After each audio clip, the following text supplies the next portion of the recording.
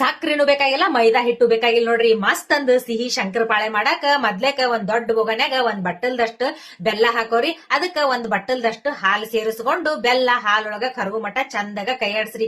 ನೀವೇನಾರ sweet ಸ್ವಲ್ಪ ಜಾಸ್ತಿನ ತಿಂತಿದ್ರಿ ಅಂತಂದ್ರ ಬೆಲ್ಲನ ಒಂದು ಅರ್ಧ ಬಟ್ಲ ಅಥವಾ ಒಂದು ಗಿರ್ದ ಬಟ್ಲ ತಗೊಂಡ್ ಅದಕ್ಕೆ ಒಂದ ಬಟ್ಟಲ್ದಷ್ಟು ಹಾಲು ಹಾಕಿ ಹಿಂಗ್ ಬೆಲ್ಲ ಕರಗಿದ್ಮೇಲೆ ಬೆಲ್ದಾಗ ಏನಾರ ಕಡ್ಡಿ ಕಸರು ಇತ್ತಂದ್ರ ಒಂದ್ ಸಾಣಿಗೆ ಹಾಕಿ ಒಂದ್ಸಲ ಸೋಸ್ಕೊಂಡ್ಬಿಡ್ರಿ. ಅದಕ್ಕ ಅರ್ಧ ಬಟ್ಟಲ್ದಷ್ಟು ತುಪ್ಪ ತಗೊಂಡು ಅರ್ಧ ಬಟ್ಟಲ್ದಾಗ ಅರ್ಧ ಸ್ವಲ್ಪ ಈಗ ಹಾಕಿ ಇದನ್ನ ಮೂರು ಕೂಡಿ ಚಂದಾಗ ಕಲಿಸಿ ಸ್ವಲ್ಪ ಗೋಧಿ ಹಿಟ್ಟು ಹಾಕೋಂತ ಈಗ ನಾವು ಚಪಾತಿ ಮಾಡೋ ಮುಂದೆ ಹಿಟ್ಟು ನಾದ್ಕೊಂತೀವಲ್ರಿ ಆ ಹದಕ್ಕ ಬರ್ಬೇಕ್ ನೋಡ್ರಿ. ಇಲ್ಲಿ ಗೋಧಿ ಹಿಟ್ಟಿಗೆ ಯಾವ್ದ ಅಳತ್ ಇರುದಿಲ್ರಿ.